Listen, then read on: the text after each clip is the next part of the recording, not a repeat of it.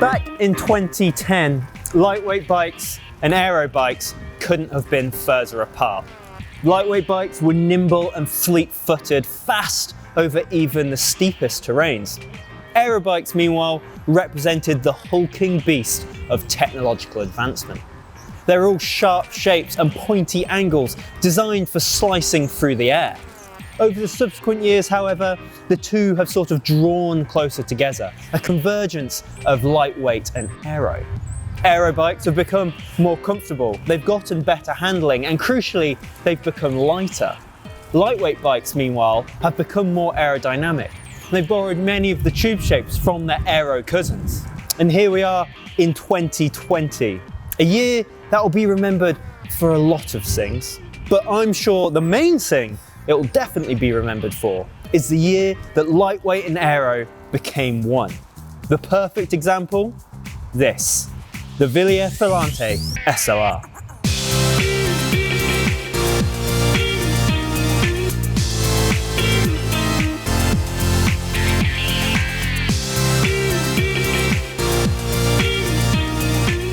Wilier wanted to fine-tune its offerings for its pro riders, and the Filante sits between the Zero, the brand's lightweight climbing bike, and the Cento, its bona fide aero bike.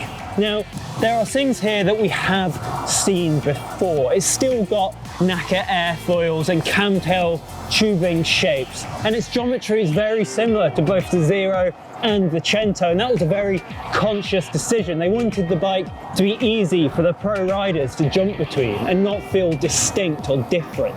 In fact, when I spoke to Wilier about the purpose of this bike, they said, imagine it's a day, it's a breakaway day, it's a lumpy stage. There was going to be a lot of climbing, but it was going to be a real fast pace. That's what the Filante is meant for.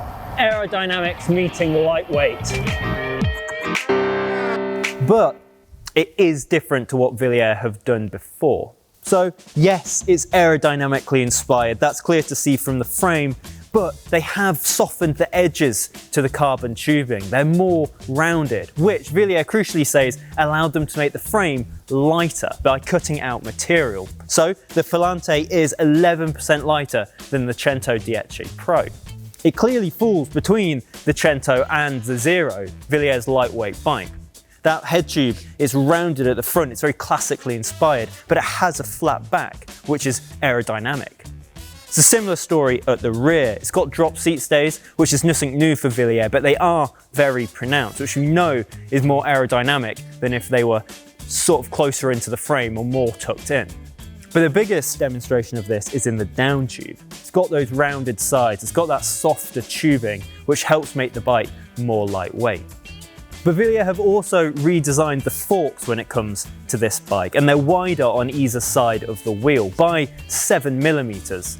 Now this might not sound like a lot, but it's a subtle nod to the fact that if you decrease the turbulence of the wind coming around the frame, you'll make it more aerodynamically fast. And actually, if you lower yourself to the bike's level and look directly on, the forks now completely obscure the rear of the bike. Again, a design that's meant to help stop that turbulence. And in fact, the best way to picture this is to think about the Hope track bike that the British team are going to ride at the Japanese Olympics. Those sort of big, chunky forks on the front, which were very wide, might be a very dramatic example, but the same principle applies. And that's exactly what Wilier have employed on the new Filante. So that's everything about the frame. What else can I tell you about this bike?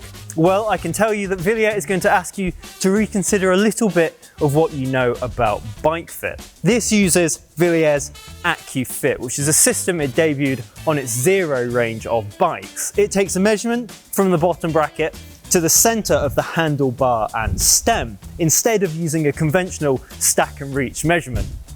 The benefit of this system is it takes a measurement to where your hands actually sit on the handlebars, and Wilier says it gives a more accurate fit. It works in partnership with the sheer number of front-end options that Wilier offers. It has 5 different handlebar and stem setups, and when you combine that with the 30mm of spacers that you can run underneath, you really are getting something close to a bespoke fit. Now, all of this on the front end works in partnership with a seat post extender that you can get for the rear of the bike that offers even more customization in terms of fit.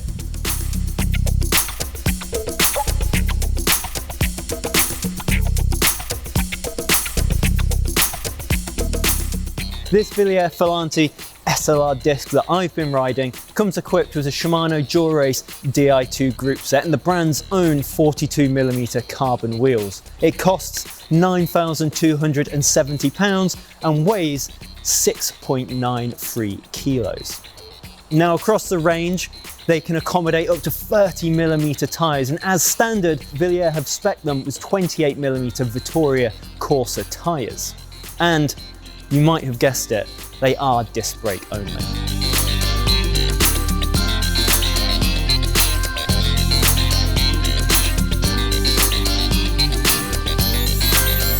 So there you go, a first look at the Wilier Filante SLR disc. Now, if you have enjoyed this video, then please do give it a thumbs up and subscribe to the Cycling Weekly YouTube channel, where you'll find loads more first looks and tech videos for you to watch. I'll be back soon with some more great content, and I'll see you then.